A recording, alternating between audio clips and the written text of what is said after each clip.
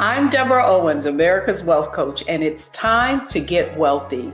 You're going to learn exactly what you need to know to finally achieve the level of financial success you desire and you deserve. Today, it's all things crypto.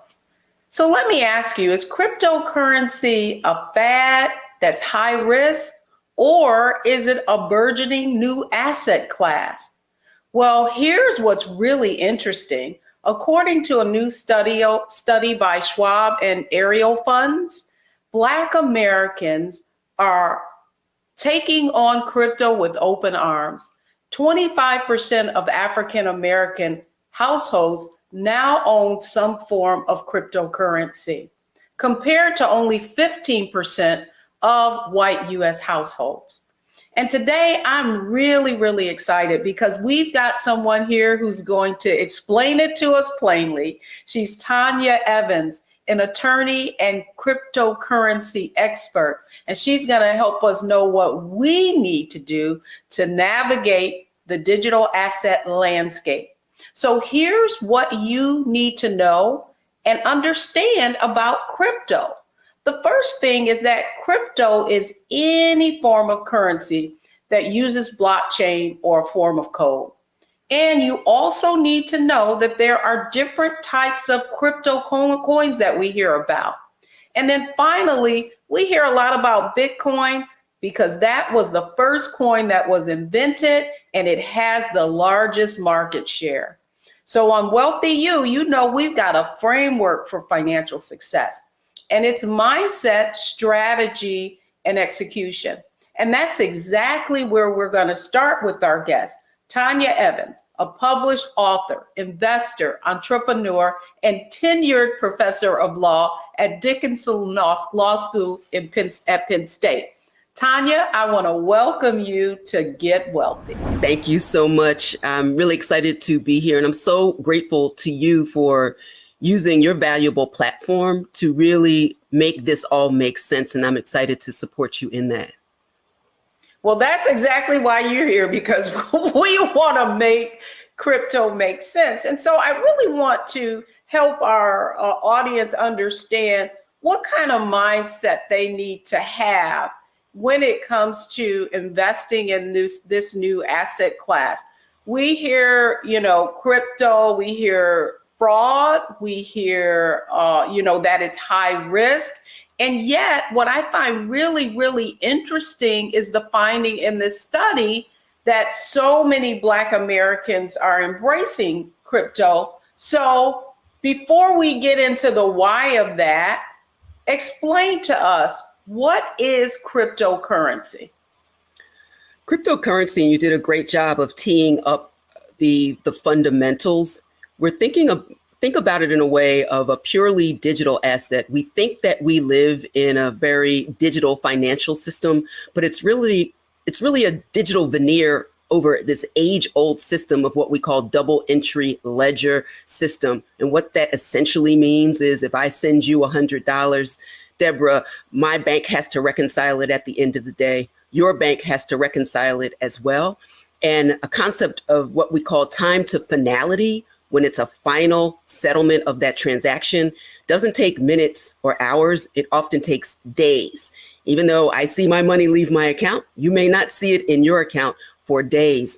The time to finality with a purely digital asset like Bitcoin, or one of over thousands, actually, over 18,000 different coins and tokens, and that's just today, is the ability to move value quickly in a transparent way, globally, without the need for a bank or some other intermediary to facilitate the transaction from my wallet to yours. So it's almost like this is instantaneous. I can remember you one time explaining it to me like it's an Excel spreadsheet and people are and it's kind of like open. And so people are able to enter it instantaneously. But you said something really interesting that I think it's important for our viewers to understand. You mentioned coins and you mentioned tokens. Yes. So what are the difference between the two? Let me say two things. One, when we were talking about the ledger system, we have the cryptocurrency, but we also have the means of managing transactions and balances. That essentially is what a blockchain does, but it does it in what we call a decentralized or a distributed way. Ordinarily, one entity, one person is maintaining the ledger of transactions and balances, also known as the record of transactions and balances. With a blockchain, we have a record, but it actually is not stored in one place, but shared. The responsibility of maintaining it is shared by a network of computers around the world. So if 1,000 computers go down that are maintaining those records, but at least one still remains, there's a redundancy and a permanence of that information. And so I often use the example of an Excel spreadsheet, or a group text is an even better way to explain it. If you have 10 people on a chat or a text, and one person deletes it from their phone, as long as the 9 others, or at least one other person, still has the record of that communication persists. The same can be said by analogy to a blockchain that maintains the records of transactions and balances. To your point about coins versus tokens, I want us to get really clear about the terminology, because that's a part of our financial and fiscal education. A coin is a native asset of a particular blockchain. For example, Bitcoin records the transactions and balances of Bitcoin.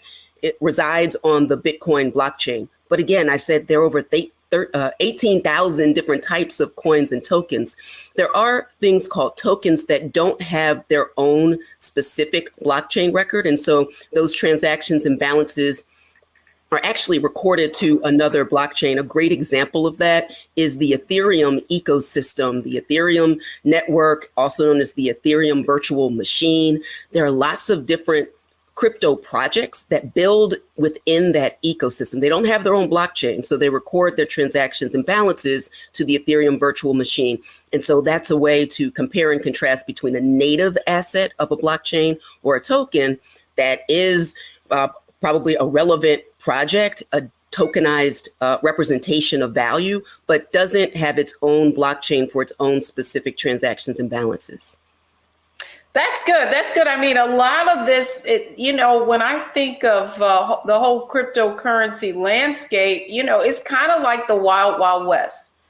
And so to that, just understanding it and all these new coins and tokens that are becoming, like, I hear things like Doji coins would have this little dog kind of wolf head on it, and all these it's almost like people are being marketed to, like you think of memes and that sort of thing. And you also hear of, people really driving up, buying and driving up demand. And so to that end, there's a lot of volatility in this world. And so I really would love for you to what kind of mindset do I have to have if I am going to begin to look at cryptocurrency, not as a fad or some way to make quick money, but really is a part of my overall investment strategy, if you will? The mindset has to be one where you are responsible for your own finances and the outcome of everything that happens with that transaction.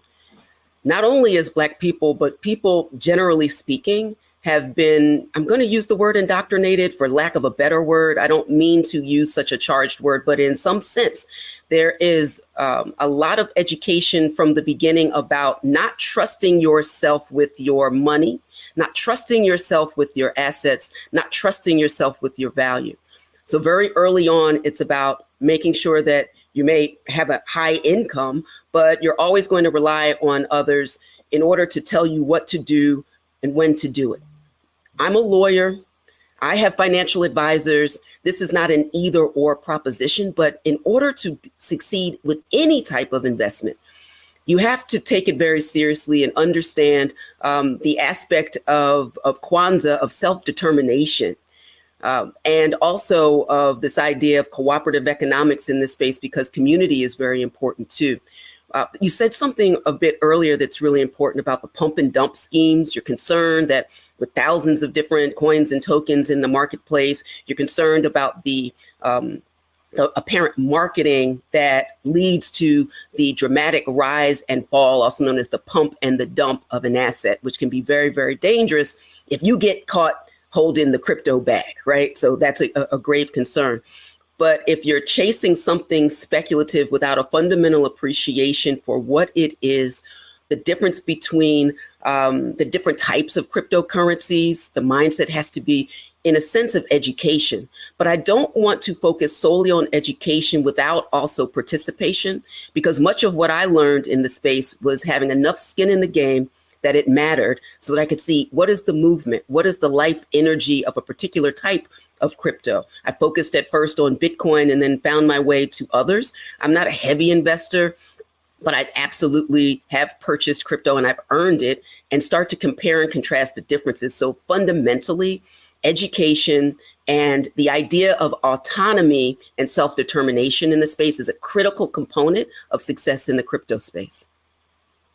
Well, it's interesting you say that, because when I'm sure, I became aware of the aerial study based on one of your Twitter posts. I was not aware that that Black Americans, particularly young Black Americans, have really gravitated towards this investment. And many say that crypto was their first investment as opposed to the traditional asset classes like stocks, mutual funds, bonds. And so I'm really intrigued by that finding from the standpoint of, because the work that I've done most of my career has been to bridge that gap, to give access to those traditional investment vehicles. Do you think that the reason that African Americans are embracing this asset class is because of the decentralized nature of it and the easy access to it? Accessibility and transparency in the space is critically important. And I talk about this a lot because why would a very, very cautious and traditionally conservative as it relates to finances, why would a group of people, quote unquote, flock to this nascent and highly volatile asset? Why? And we will get to the why based upon some of the data points in the survey. But the short answer of it is there is a huge vacuum in the space due to a lack of trust, a lack of transparency, and a lack of accessibility in the existing traditional finance space. It's left us with a customer service issue and the inability to make even a dent in generational wealth when you're not focused on and holding capital assets or other assets that are working harder than you. I don't want to work hard for my money. I want my money and my value to work harder for me. And traditionally, having a high income is never going to move the needle on generational wealth for a number of reasons, not the least of which is being taxed at a higher rate than capital assets. Crypto is taxed as a capital asset. So it presents a really interesting opportunity for direct peer-to-peer access to the potential for extraordinary wealth. There's a potential downside as well. Bitcoin has only been around since 2009. Some of the traditional metrics that we use in order to assess and analyze other capital assets aren't a neat fit in this space. But the lowest lows and the highest highs in Bitcoin, for example, it does have a life cycle. We do have enough data at this point to begin to see the ebb and the flow, even though it doesn't move in the traditional ways that other traditional asset classes do. That presents a problem for traditional finance. And so traditional finance from the beginning has pushed back on this idea of this highly speculative thing that'll be here today, gone tomorrow. Guess what? It's not. It's here to stay. And quietly, major traditional financial institutions are giving access to this asset class. They're de-risking it a bit, but giving access to this asset class to their high net worth individuals. Why is that? Perhaps it's capturing the same systemic ills that exist in traditional finance today that presents this interesting opportunity, albeit certain risks, for Black people in particular who have been systemically marginalized in the traditional ecosystem for having a second bite, a second chance, and a new opportunity to actually amass wealth in this generation and pass it on to the next. That's why I'm excited about the power and the promise. I also talk about the risks as well, and we can get into that. But I find more upside now, and I think the biggest risk for our community is not learning more and participating, particularly with Bitcoin, but other assets as well. This is not legal or financial advice. We're just talking, but to begin to lean in and get intellectually curious about what it means to own a capital asset on our own terms. Well, yeah, and you know, I certainly concur, right? Because when you look at, if you were to compare this to traditional asset classes, or let's just look at stock as an example, stock being a direct reflection of value of certain companies at certain stages. And so in this case, if we were to look at life cycle, or I were to compare it to something that's, you know, we can all relate to a baseball game, right? There are 9 innings. And, you know, when I talk about stock and small caps in particular, you know, very early stage companies, let's just say, you know, we're looking at first and second inning. And so my question to you, would you look at this new digital asset landscape as being in the first and second inning when you're going to get all that volatility? And yet, if you have this opportunity now, and to your point, if you wait, you could be left off knowing that there is going to be this volatility. Would that be a good way of looking at it from a mindset perspective? I think that's a really great way to consider it as part of a portfolio. Certainly not the entire portfolio, not even a large percentage of a portfolio, but some, as a hedge against other things. For example, many people hold Bitcoin long as a hedge against inflation. For example, to receive a capital asset, we see a lot of activity in the non-fungible token space for creatives and collectors and the like. I know a lot of people who collect more rare and interesting art that they tend to hold over time. Time is relative in the crypto space and certainly in the NFT space. Although NFTs have been around technically since 2014, only in the last couple of years, in the last year in particular, have we really seen that dramatic uptick in value. And we can talk about that if you want to as well. But even just the laundry list of what I just gave now shows that we should actually be talking about this asset class as crypto assets rather than cryptocurrencies. Is a bit of a misnomer because there are many crypto assets that don't function well as a currency, a medium of exchange, a unit of account, but maybe a store of value like Bitcoin because of the hard cap of 21 million Bitcoin. We actually circulating in the market currently, we already are at 19 million Bitcoin already in circulation. And so we've seen the value tick upwards when there is less of a supply and more of a demand. That's just market 101, right?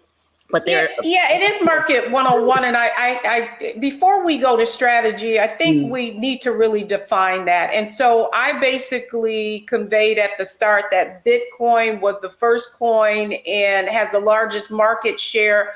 But let's just really define the origin of that coin so that people understand we're talking about supply and demand, that there was a limited supply of this issued. And as a result, as it trades, that's where the value, if you will, is derived from.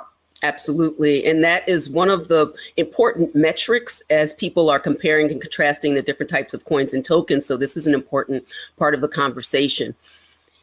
Before Bitcoin was lovingly released into the world, and the first Bitcoin was mined in January of 2009 by a pseudonymous character, Satoshi, whoever he, she, or they are. We don't know. It's one of the great mysteries and myths in the crypto space and Bitcoin in particular.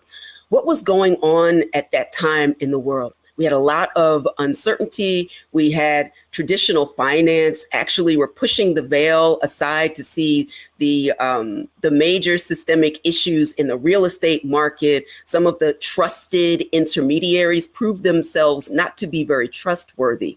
And so the idea that value could be exchanged without centralized money, we call it fiat or government issued currency, a different or alternative means, not necessarily to replace, although I imagine Bitcoin maximalists would want nothing in the world but Bitcoin. I'm a realist. But to have an alternative means to exchange value in the same way that if I had $10 and we were in person, I could hand you that $10 bill and that would be between me and you. The idea from Satoshi's perspective is, could a peer-to-peer form of digital money exist in the same way? Remember also in the late part of the 20th century when peer-to-peer technology was really making a splash, is not the way that the music industry would describe it, but remember all of the pirating of Yeah, MP3s, Napster. right? Napster, Yeah. Grokster, and the like. And that was extremely problematic because you couldn't protect the integrity of one particular digital asset. We'll talk about MP3s now, because I could send it to 1,000 of my not so closest friends from the comfort of my home, but still have the original. That's not going to work for value. And so Satoshi came up with a way to have, to avoid what we call the double spend problem. If I had a check, whatever that happens to be back in the day, dating myself now, but if I wrote a check and I only had $100 and I sent two $100 checks out, first one to the bank wins, right? You can't do that in the crypto space. And it was this novel combination of peer-to-peer technology, what we call consensus protocols, and cryptography, which basically just means the encryption of messaging. Here, the message is about value, about money, but it could be any type of message. So cryptography occurs in a lot of different places, but that's where the crypto and cryptocurrency or crypto asset comes from. This combination to protect money and to be able to transmit it on a peer-to-peer basis, that is what Satoshi was seeking to solve. And so he issued this limited amount of them. And that is what trading and the value, that's how the value goes up and down depending upon what that demand is. So when we come, this is a great time to segue to, because when we come back, I want to talk about the strategy that someone would take if they are going to do exactly what Professor Evans just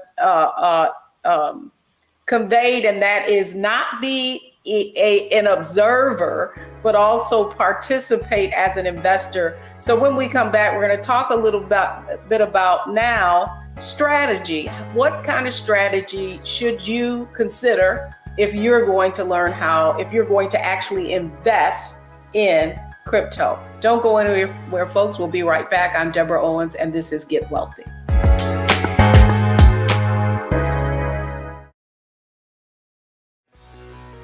Let's be honest, as successful women, we're crushing it.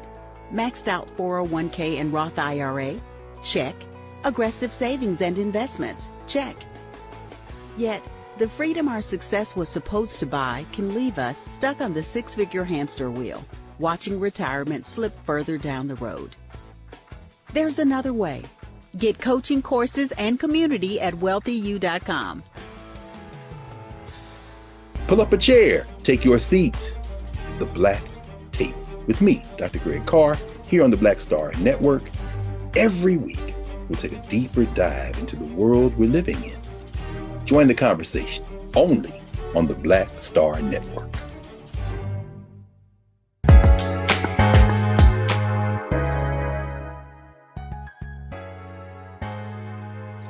Welcome back, everyone. I'm Deborah Owens, America's Wealth Coach, and we're talking all things crypto today to help you get wealthy. And I'm so excited because with me today is an expert on the whole crypto world. She is Professor Tanya Evans, an author and expert around this asset class, if you will.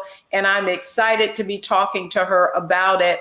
Tanya, thank you so much for coming on Get Wealthy and having this conversation. I love chopping up, anything that has to do with investing or money.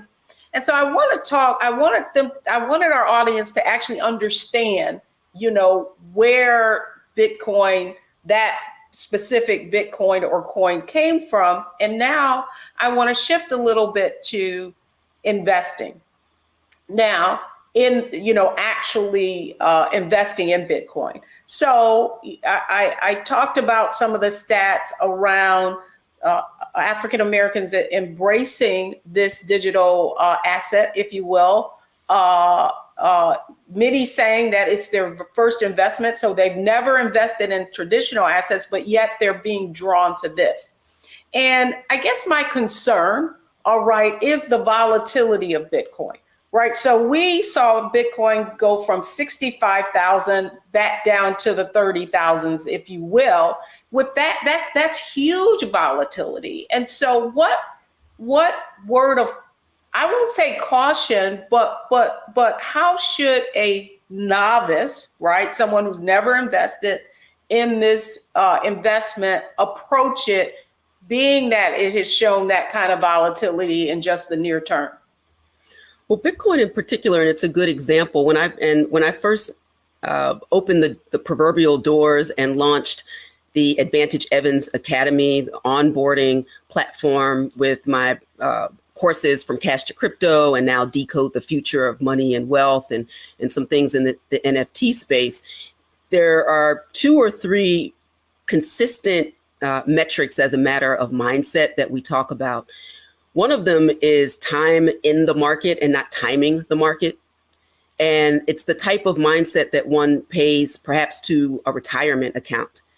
It's going to depend on your age and your stage. It's going to depend on whether you need access more immediately to liquidity, if you need access to cash, or you're investing for the long term.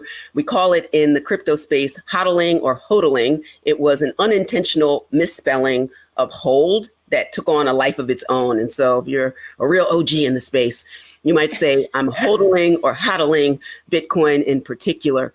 But think of this as, what is your long-term gain, particularly for something with a hard cap that functions as at least a store of value and is described as hard money over time, particularly because over the life cycle, supply and demand will ebb and flow in the same way that, not in the same way, but in an analogous way, certainly to the stock market.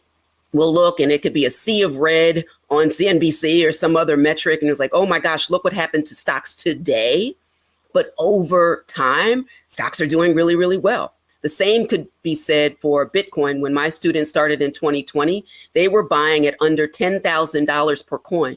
There is no one in my class crying over a pullback or a market correction from 66,000 back into the 40s, which is where we are at the time that we're having this conversation. Right. And particularly for those who are in it for the long haul, knowing that if this is what the value is when there are 19 million in circulation and new entrants into the space and many, many people holding for the long term, the access to Bitcoin is going to continue to reduce over time. People always ask me also, what is it backed by? And I turn the question back to them in terms of what is the dollar, for example, backed by? It's the full faith and credit of the United States. It hasn't been backed by gold for decades. So it requires, obviously, that there's enough in existence that people accept it, that merchants accept it, that it's recognized. And the larger the swath of people and merchants and governments that accept it and recognize it, the more value that will be injected over time. So that's Bitcoin. And those are some of the ways to think about it: time in the market rather than timing the market. Dollar cost averaging, or Satoshi cost averaging, we would say in the Bitcoin space, for example. A little set it and forget it over time is a much better way, so that you resist the urge to look at prices on a daily, hourly, or minute basis and think about what the long-term strategy. A final point there Once you hold a certain type of cryptocurrency, be it Bitcoin or Ethereum or other coins or tokens, you're able to access the value of that without having to sell it. How do you do that? In the decentralized finance space, where you can actually lock up your Bitcoin or your ETH or another coin and extract value. Maybe it is in dollars. Maybe it's in what we call a stable coin that is pegged to the dollar and is always $1, so that you can access capital or cash and liquidity in a way that you might do if you were getting a home equity loan on a home.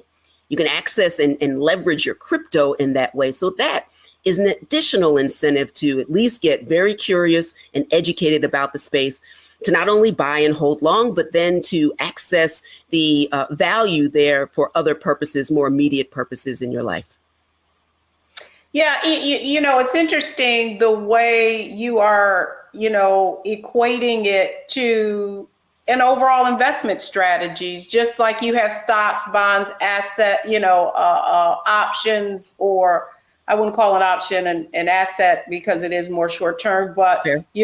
Precious metals or whatever, right? So I guess the point that you're making, Tanya, is that we need to look at this like we would any other overall strategy, and yet in reading that survey, it's almost like the traditionalists who are in traditional investment companies, certainly both Schwab and Ariel would fall into that category, were putting up a real word of caution, as if here was another kind of scam that novice or African Americans could find themselves being taken by because of the volatility and risk. What would you say to that? It's a really important point, and I certainly respect Ariel Investments. Melody Hobson is president and co-CEO. She's been in the space and cares very much about our community and has done so for decades. She's also a Forbes over 50 lister, as I am. I have a great deal of respect for her and the work that she's done. And certainly Charles Schwab, full disclosure, I actually have assets with Schwab. So I'm also a fan of Schwab as well. I'm concerned with how the data has been extrapolated and analyzed to paint a picture or a narrative. And that's the interesting thing about data. The fact of a thing says little, if anything, about it in the abstract.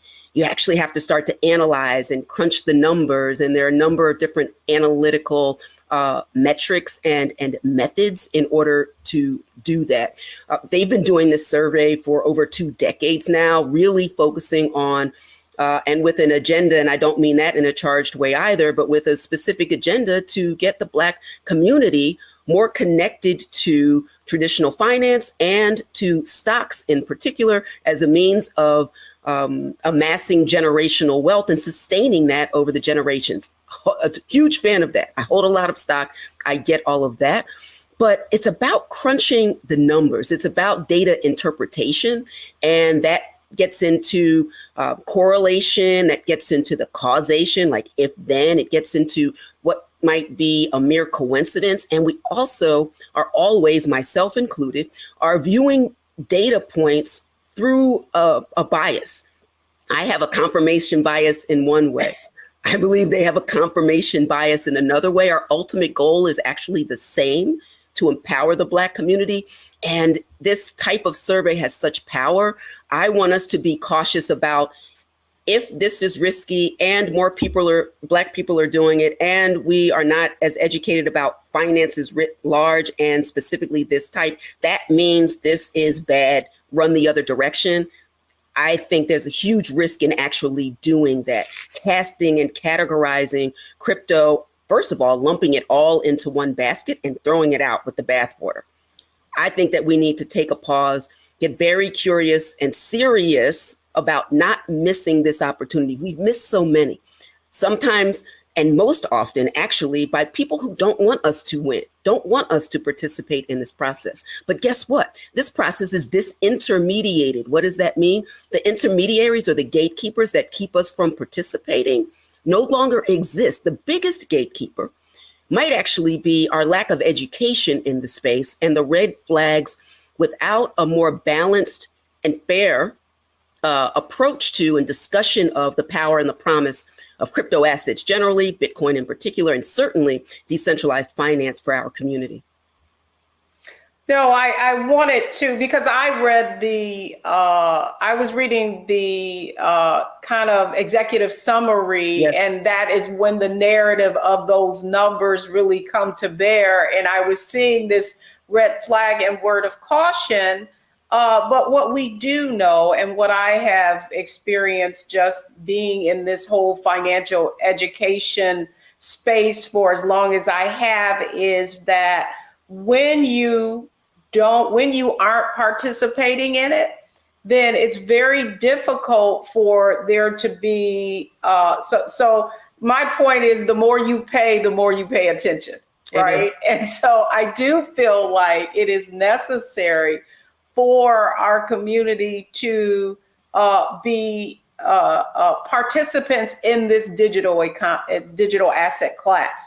I do think that you're doing a great job yourself in the work that you're doing, not only as being a kind of expert and go-to person as it relates to cryptocurrency and all the other, kind of esoteric things around there, but also that you started an academy to help people, to educate them so that then they can make sound decisions, as opposed to you being this person who's selling these products. And so you have sort of a vested interest in that. And so to that end, when we come back, what I do want to talk about is execution. And so I'm listening to, our audiences, you're listening to us and you're wondering, so yes, I hear that more people are investing in it, but if I wanted to actually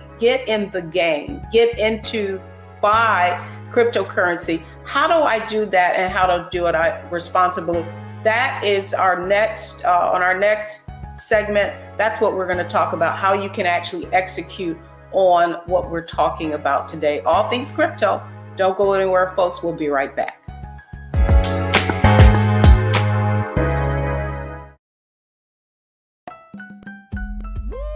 We're all impacted by the culture, whether we know it or not. From politics to music and entertainment, it's a huge part of our lives, and we're going to talk about it every day right here on The Culture with me, Faraji Muhammad, only on the Black Star Network.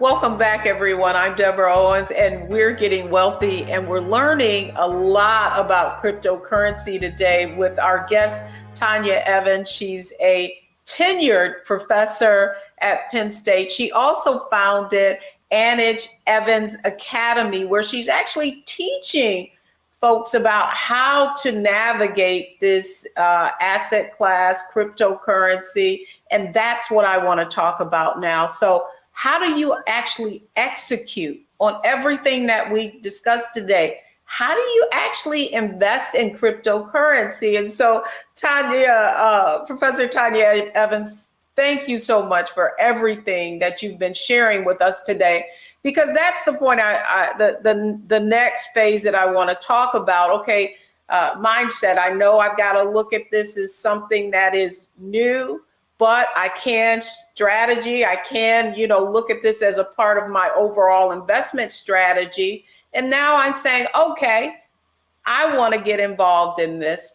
How do if let's say I've got, a few $1,000s that I just, nothing that is going to, cause any kind of financial jeopardy, but I actually want to invest, and maybe I want to start with a Bitcoin. How do I go to my regular investment company? I know that I've heard that all investment companies don't necessarily allow you to buy Bitcoin. That's correct. And the blessing and the reality, I was going to say curse, but I don't believe in that. But the blessing, but also the responsibility, let's use that word. The responsibility is that you can directly access with a few important steps. The user experience and the user interface in crypto is early. So it's a little clunky. There are more steps than there should be now. It's better than it was yesterday, and it'll be better tomorrow as people continue to innovate in the access points for crypto. When you go, this is the reason I call my course From Cash to Crypto. Think of it as exchanging one for another. You're going to exchange $1 for $1's worth of Bitcoin, one of the or other cryptocurrency. One of the benefits in the crypto space is you can fractionalize your purchases. It doesn't have to be an all or nothing proposition. So don't wait until you have $44,000 or $66,000 for your first Bitcoin. You literally can open up something like Cash App that's been in the game for a minute and go to like the third or fourth tab and literally buy Bitcoin. Just if you How do I know if it's Go ahead. but you know, okay, so I'm glad you said that. It has gotten a lot less clunkier, and certainly some apps that folks are already familiar with, they can access this Bitcoin or a coin, if you will. However, how do I know if it's safe? You go, so this is where the issue of trust comes in. And if you know nothing about the space, don't start by using your favorite browser or search engine to find it. There are so many different scams. Scams, actually, even in my own name. I want to use this opportunity to say, I wish you peace and blessings, but I'm not going to slide into your DMs to say that. I promise you I have other things to do with my time than to slide into your DMs to say, hey, how you doing? And do you want me to invest for you? I'm not an investor. I barely invest for myself. I certainly don't invest in others. I am a lawyer. I'm an educator. I'm licensed in 4 states. I'd like to keep it. I've been practicing for over 25 years. I'm an educator in the space. And so there are a lot of scams, but think back to all of the scams. Some of them still exist, unfortunately, today with email. I was getting a lot of emails that said, send $1 million to the king of Zamunda. That wasn't a problem with electronic mail. That was the scam. We didn't throw out dollars because they were asking me to send them dollars. In the same way, it's not necessarily an issue with crypto. It's scammers. Scammers are going to scam. That's a tweetable moment.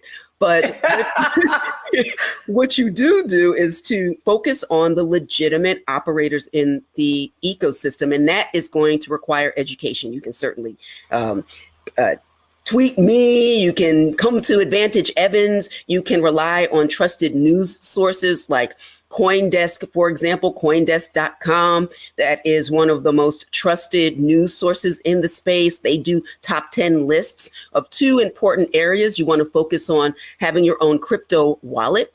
It's like having your own bank account, or literally the wallet where you keep your personal balance sheet of transactions and balances. It's the way that you communicate information about I'm sending, I'm buying to the relevant blockchain.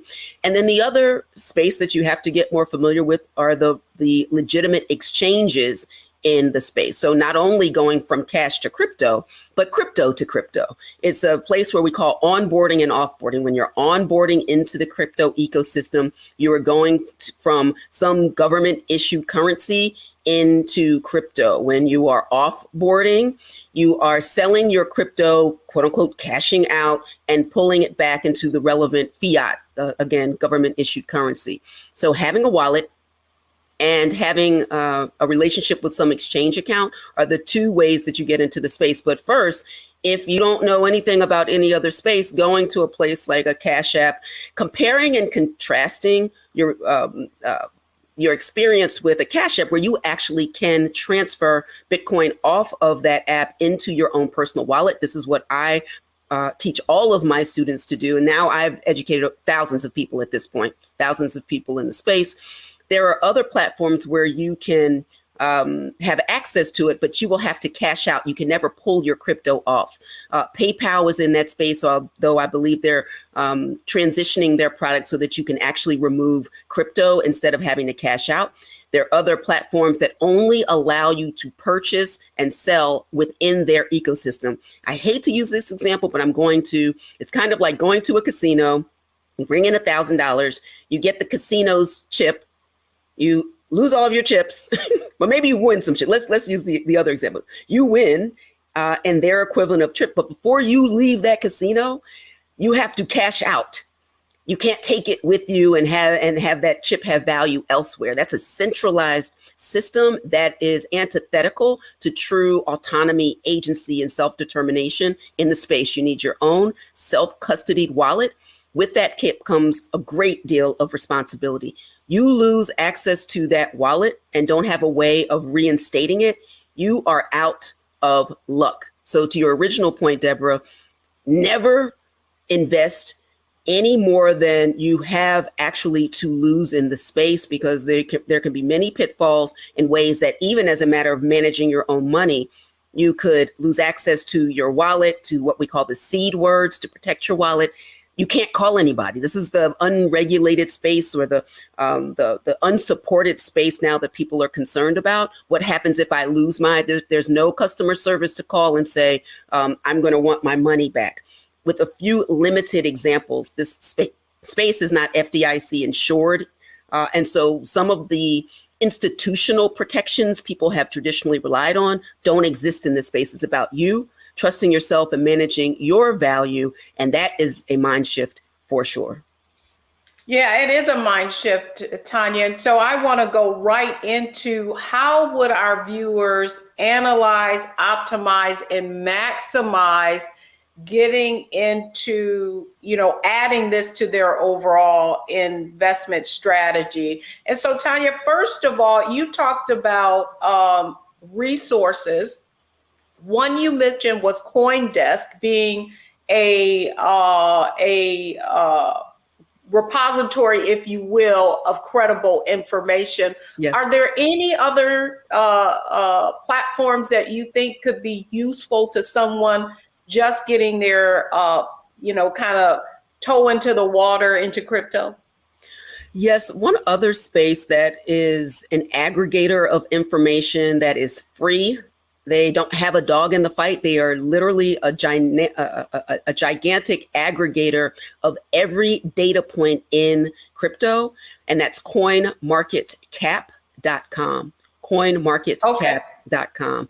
And I would never use a search engine to search for a particular project. We were talking about tokens earlier, and you can a token project could be as simple as someone throwing up a website encouraging people to buy, pumping, and then dumping, call it a rug pull, here today, gone tomorrow. That happened a lot in 2018, 2019 with the initial coin offering or ICO boom and bust, and that's always going to be of concern.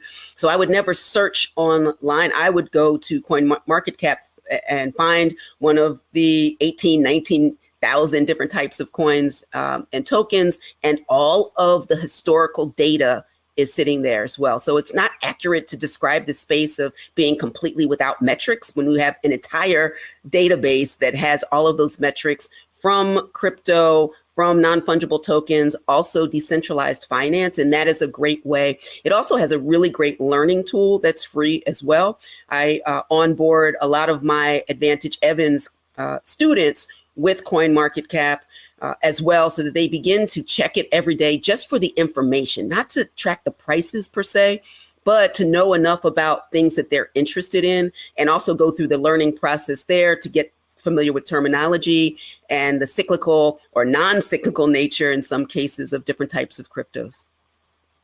And then so I'm going to go to, maybe I look at Cash App or a reputable place that is allowing me to actually invest in Bitcoin. And I say invest, not buy. And if I wanted to, you mentioned something really interesting that I love on the traditional investment side, and that's dollar cost averaging. You said Satoshi cost averaging. Can you do that with Bitcoin specifically? And that just means that I'm going to commit that I'm going to put, however much, $100 or something a month. Can I maximize my getting involved in Bitcoin that way? Absolutely. There are a number of both, and I'm going to explain what I'm about to say even further. With wallets, you can have different types of wallets. One that is an app that's based, or online in some respect. We call that a warm or a hot wallet. And then you have cold storage, Trezor, Ledger. My students use Ledger, but they also have Trezors and some others. And that's a way of managing offline. So there's an additional layer of protection. And then again, we have exchanges. In almost all of those areas, and certainly with exchanges, you can create daily, weekly, monthly, quarterly, biannually, annual buys at a certain set it and forget it amount. And that's going to be critically important to do a little bit over time. Again, not timing the market. What day is something going to go up or down? Unless you're a trader, you're a day trader, swing trader. That's not my ministry. I'm invested in long-term investment where my assets are working harder than me, and I have something at the end of this wonderful life to pass on to my relatives so they can continue the process. That's long-term. That's a long-term strategy. I don't have a short-term strategy, although there are some really great people operating in that space. The challenge in that respect is that the crypto market is a 24/7, 365 global market. There is no holiday. It doesn't go down. It's the blessing and the challenge in the space. And the final point is about the Satoshi. The Satoshi is the smallest unit of Bitcoin in the same way that a penny is to $1. It's not a 1-for-1, so it's not 100 to 1, but Satoshi little s instead of the Satoshi, it's obviously it's an homage to the creator. And so this idea of Satoshi cost averaging over time is a really great strategy for a hard capped asset like Bitcoin, but also can be good for amassing other types of coins and tokens as well. I so love the way you give the backstory on this so that people can connect the dot. And then finally, analyze, optimize, maximize. If you were someone and you're taking in all of this information, if I actually wanted to maximize on getting exposed in this marketplace, what is the most impactful advice you could give to our viewers just around understanding how this fits in their overall financial picture? The best thing that ever happened to me was actually entering very reluctantly. Remember, I'm an attorney, so I'm trained in the art of critique and pointing out all of the things that can go wrong and then writing a 30-page memo about it, warning you of all the pitfalls. So this is my mindset even to this day, but I also would be remiss if I was not training the next wave of lawyers to be conversant in this language, and certainly empowering this next generation and the generations to come to really move the needle on generational wealth. So that's kind of the context.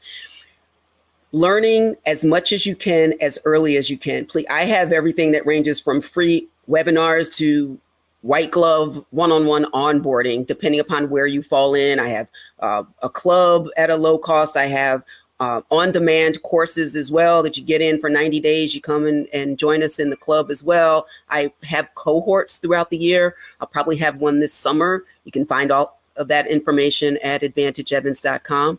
But what we have to do now is just to recognize that we have to prepare for the future today, that the seeds that we plant as a matter of value, but also of education about finances and about value and about the energy of money and money as a tool, not something that we chase from a mindset of lack, but here is an opportunity.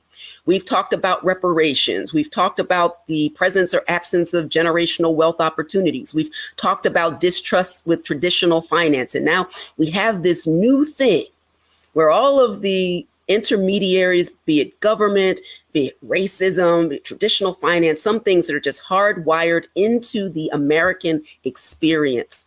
And there's the opportunity to learn about another tool that gives an advantage where most people who have amassed wealth in this country and around the world are not participating in crypto. And yet here we are talking about it. And here they are actually offering it to their high net worth individuals, but not across the board to all of their customers. Why? Ask that question and figure out what are the trusted sources of information in this space. Be very cautious. If it sounds too good to be true, It probably is that we don't throw that out just because we're in the crypto space. But I use myself as my own personal example. The way that I amassed many of my positions in the space was actually not buying it, but earning it. I served as the chair of the Maker Foundation, which was providing oversight to the Maker DAO. DAO stands for Decentralized Autonomous Organization. It's a major player in the DeFi space. What I had to learn and at the same time unlearn about the current system helped me to see the opportunity in DeFi. As a lawyer, I want a proper regulatory and legal framework that calibrates between protecting consumers and investors, but also supporting the type of innovation that actually does what this great nation actually promises, that there's enough and is good, that there's equity, equality, and opportunity for all. Ironically, we have not had that experience to date. There is an opportunity to do so in the future of money, but it's only if we prepare for it today. So focus on education. What I tell my students, learn while you earn, because it's a little bit over time. And every time you learn something new, there's a new opportunity, and knowledge is power, particularly knowledge about your finances. I totally agree. And I'm so excited that you came on to really educate us, Professor Evans, about what it means to lean in, even though you're not comfortable. I cannot say it enough that, knowledge is power, but even more importantly, knowledge correctly applied is power. And so I'm so glad you joined us on Get Wealthy today. Thank you so much for coming on. Thank you. All right, don't go anywhere, folks, because when I come back, I want to share with you the 3 takeaways from today's show that you can put into action.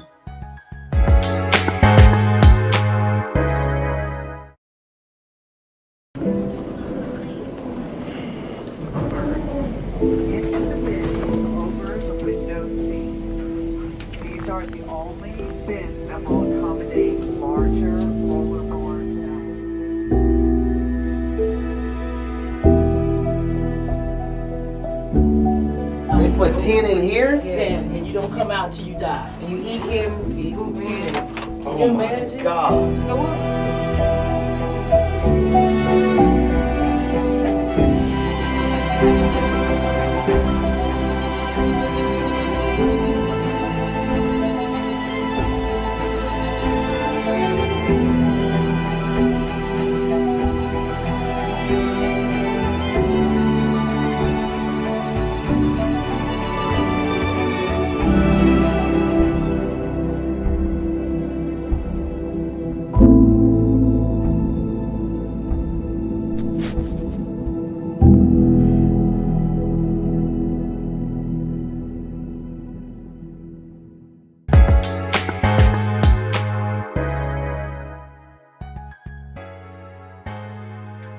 Welcome back. Well, it's the end of the show, but I hope you learned a lot from today's episode about cryptocurrency and what you need to know to get involved. And so these are our 3 takeaways from today. You should be a bit more educated. Number 1, cryptocurrency is a digital asset secured by blockchain or computer code. It is a new asset class, but it's similar to a stock or a bond, and it represents an economic value. And then finally, it is early stage, and we talked about that. And so higher risk, higher volatility. But the way you mitigate risk, the way you de-risk is through knowledge. And so that's going to do it for me on this episode of Get Wealthy. Thanks so much for joining us. I'm Deborah Owens, America's Wealth Coach. Thanks for joining us today.